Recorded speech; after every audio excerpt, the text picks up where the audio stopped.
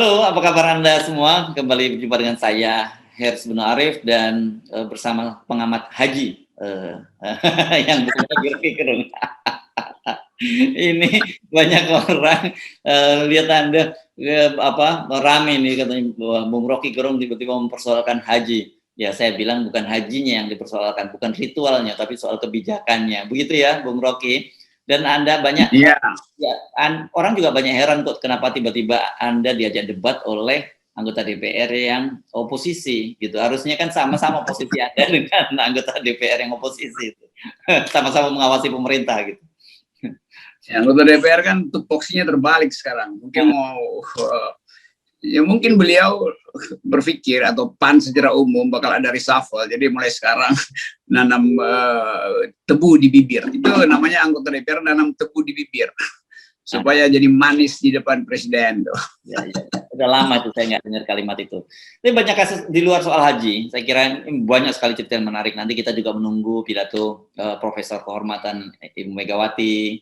Terus kemudian juga saya tadi membaca ada berita soal pembangunan rumah para pejabat tinggi di ibu kota baru yang akan dibangun oleh swasta, nanti pemerintah menyewa pada swasta. Dan juga yang paling menarik itu pasal zombie nih, Bung Rocky, yakni penghinaan terhadap presiden ini. Saya kira orang seperti Anda ini penting, dan yang lain juga penting memahami, karena pasal ini akan dihidupkan lagi dalam KUHP kita. Kalau dulu sudah dicabut oleh Mahkamah Konstitusi karena dianggap itu pasal karet atau disebut dulu hadsai artikelen gitu. Sekarang mau coba dihidupkan. Tapi bedanya sekarang kelah-kelik. Itu beberapa menu yang terhidang di depan kita, Bung Rocky.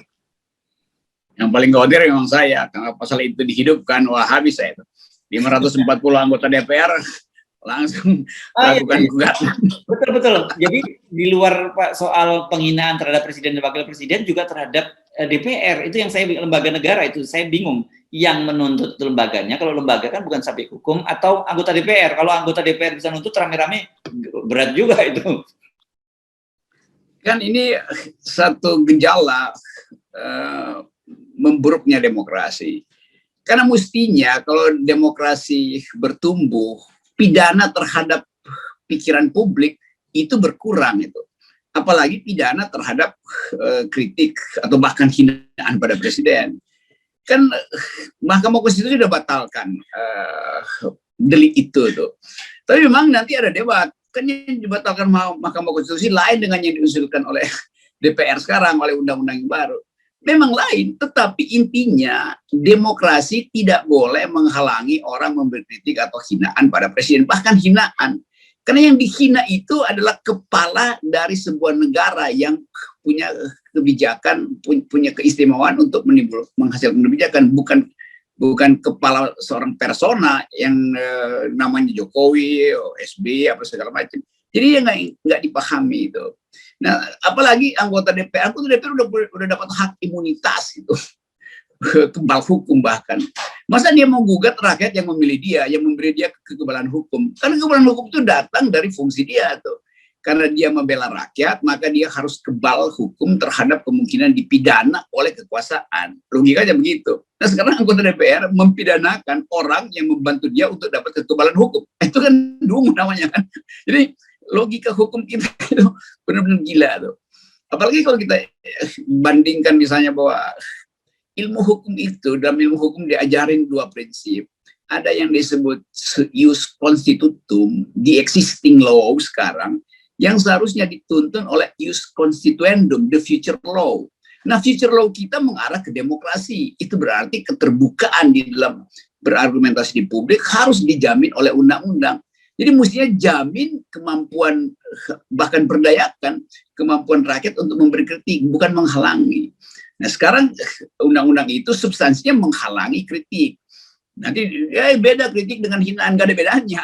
Yang penting itu keluar dari mulut rakyat. Yang nggak boleh itu adalah menonjok hidung presiden. Nggak bisa tuh. Mengucapkan pikiran itu bebas saja.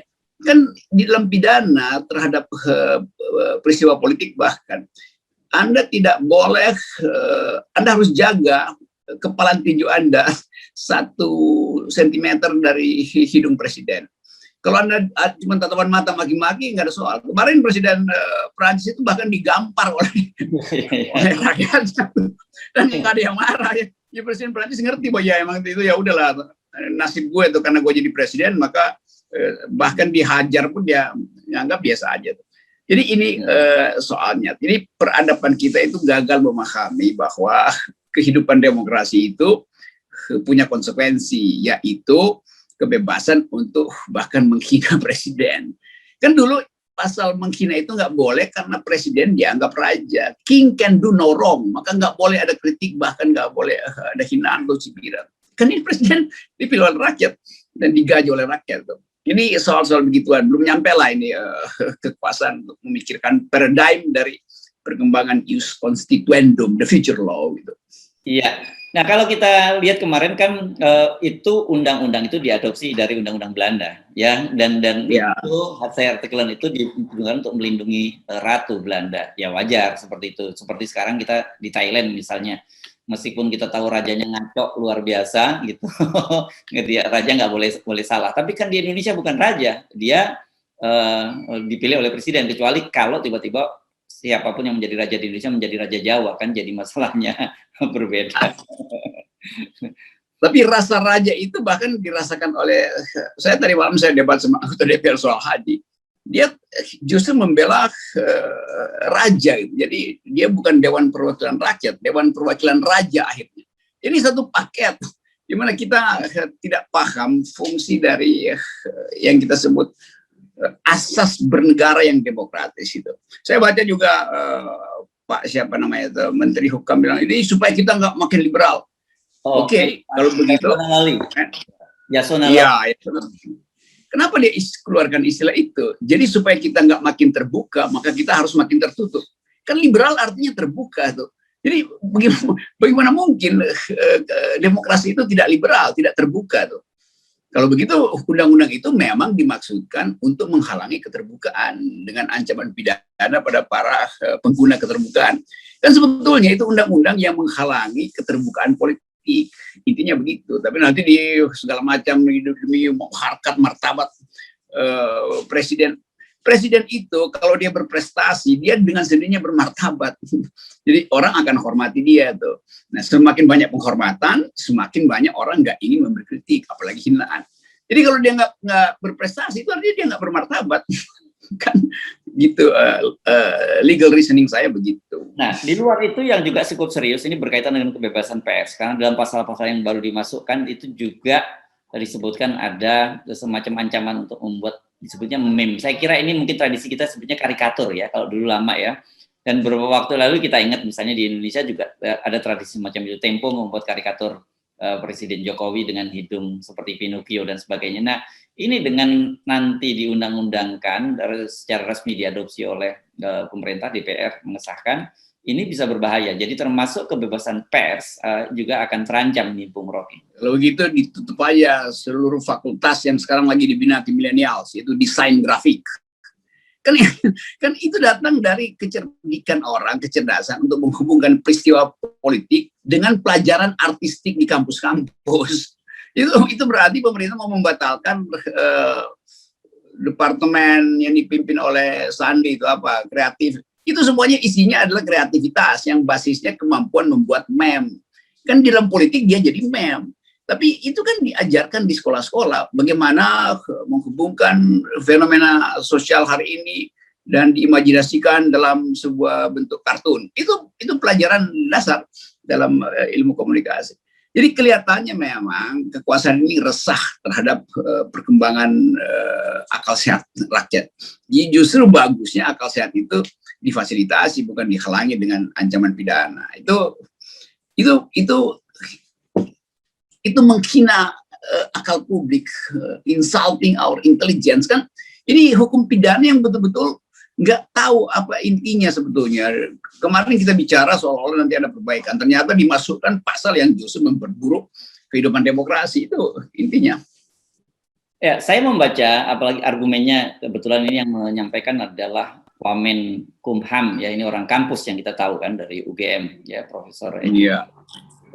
Dia menyatakan bahwa beda kalau ketika dipersoalkan antara KUHP, ketentuan KUHP yang lama dengan sekarang. Kalau dulu itu sifatnya delik, itu bukan delik aduan, artinya begitu terjadi penghinaan seorang petugas kepolisian bisa langsung menangkap seseorang. Kalau sekarang harus ada delik aduan. Jadi pemerintah, jadi yang bersangkutan presiden ataupun Pak yang bisa mengadukan, itu argumennya. Ini juga profesor yang kekurangan pengetahuan tentang recent ideas dari legal philosophy.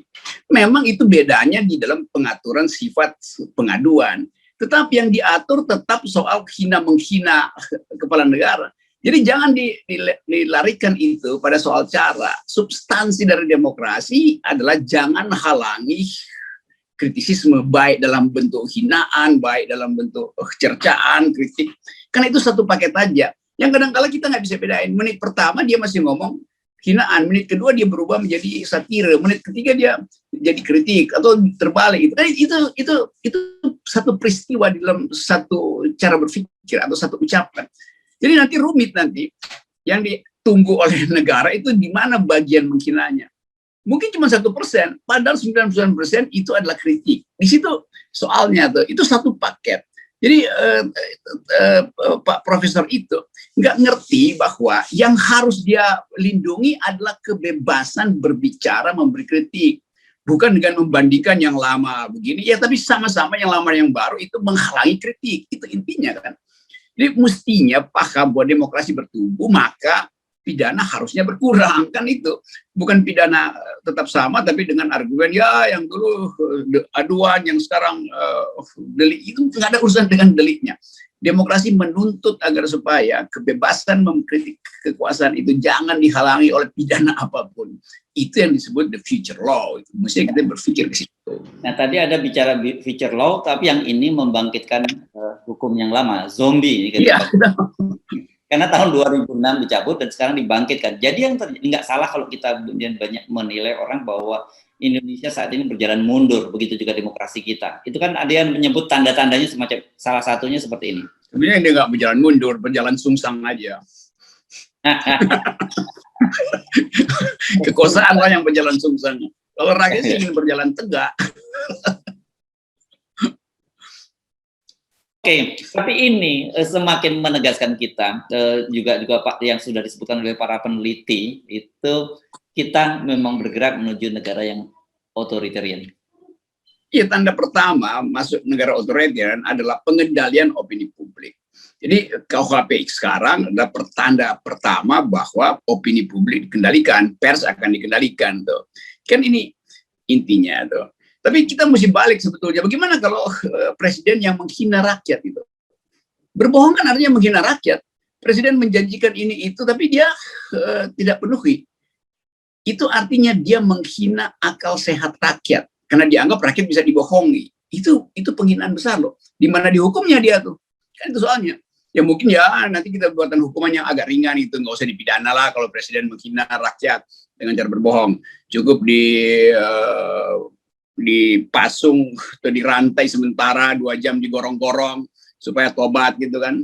Saya nggak ngomongin nama presiden, kan berpikir ke depan gitu supaya presiden yang akan datang jangan pakai KUHP ini karena rakyat akan minta hal yang sama. Kalau Anda menghina, Anda berbohong, bagaimana? Kami nggak akan pidana, kami cuma ingin lihat Anda mengalami kegelapan digorong-gorong. Itu soalnya. Nah, saya ngomongin ini sebagai satire, mumpung KUHP-nya belum diresmikan kan. Kalau bisa langsung ditangkap pula saya.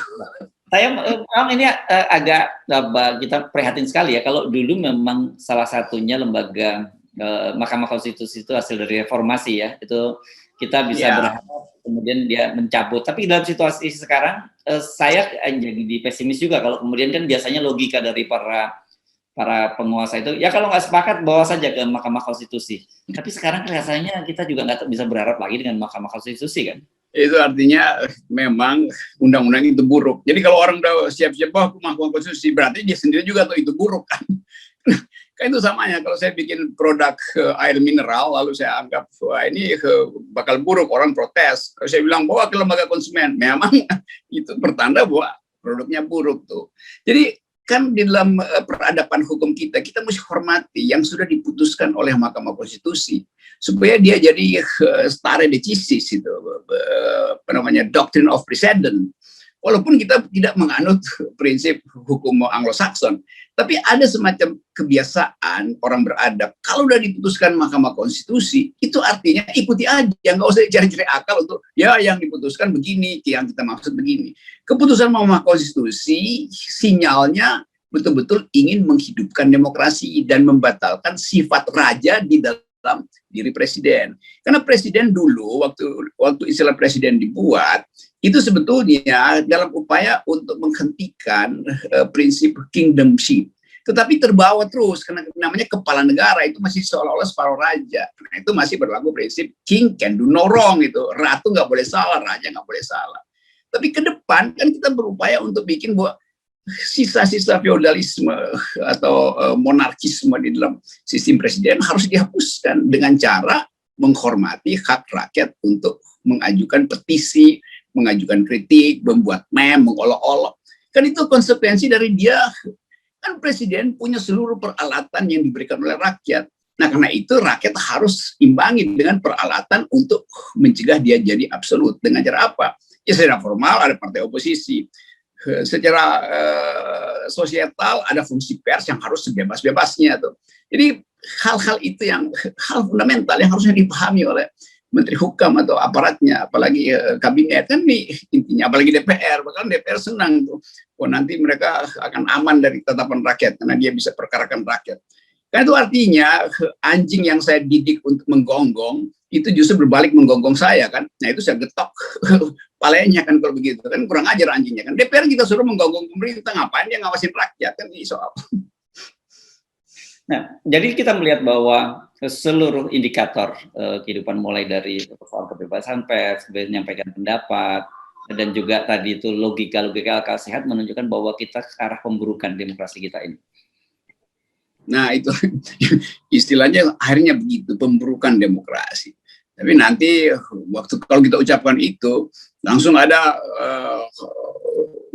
hoaxer segala macam ini, buzzer langsung bilang, emang lebih enak sekarang apa zaman Harto? Nah ini dia bikin perbandingan ngaco lagi kan, karena kedunguannya itu kan. Jadi setiap kali kita bicara tentang masa depan, lalu dibandingkan dengan yang masa lalu, seolah-olah yang masa lalu itu yang menghalangi kita. Padahal yang kini itu lebih buruk dari masa lalu. Kan rejim Pak Harto itu jelas militeristik, karena itu ada pengendalian pikiran publik itu. Rejim Jokowi udah sipil, masih ada pengendalian pikiran publik. Jadi dia lebih buruk dari rejim Pak Harto kan, itu gampangnya kan. Masa rejim sipil ngendaliin pikiran pers itu gitu, iya, terpaksa kita mesti sebut lagi dengan pelan-pelan, dungu, itu aja. Nah, tapi Bung Rocky, kita sudah sama-sama makfum sekarang, apapun kelihatannya proses legislasi di DPR itu sudah kita tidak berharap akan terjadi perdebatan. Kalau toh ada, misalnya kubu oposisi itu paling jeb-jeb ringan saja, dan hampir dipastikan undang-undang semacam ini akan goal di pemerintah. Jadi saya kira ke depan Anda mesti jauh lebih berhati-hati untuk memilih kosakatanya. Iya, itu kalau undang-undang itu diloloskan sebelum 2024 tuh. Tapi kan kita tahu 2024 bisa nggak terjadi. Jadi udahlah, itu undang-undang juga yang pasti akan jadi sampah juga begitu terjadi perubahan politik. Karena begitu terjadi perubahan politik, kualitasnya pasti berubah lagi tuh. Dan orang akan catat di siapa-siapa yang lolosin undang-undang dongok semacam ini, bukan dongok, dungu semacam ini. Oke, Bung Rocky, nggak apa, ya. Tetaplah berbicara sebelum berbicara itu dilarang. Masih jauh, mudah-mudahan debat masih lama di DPR. Jadi hak FNN untuk mengajukan pikiran kritis tetap dijaga oleh akal sehat publik. Tunjuk poin, lanjut. Bye. Okay.